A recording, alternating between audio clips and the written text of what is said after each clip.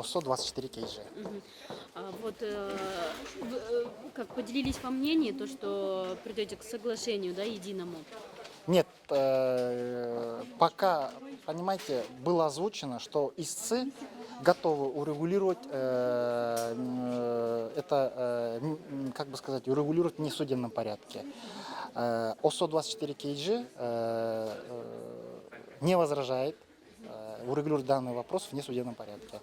И в течение скольки дней вы, получается, в течение 9 дней, да, вы хотите? Нет, нет, нет. Для этого, в принципе, просто ближайшее время, на которое суд могла объявить перерыв, это получается 29-го. То есть 9 дней это решали не истцы-ответчики, а суд постановил, что следующий процесс будет 29-го, потому что ближайшее свободное время у судьи получается вот 29 января. Мгм. А в этот период, я думаю, что будут проведены переговоры. Мгм. Скажите, пожалуйста, вот все ли СМИ, то есть идут на переговоры? Я сказать не могу, но вы в зале в судебном заседании были. Вы, наверное, слышали, что и Азаттык, и Клоп не возражает против переговоров.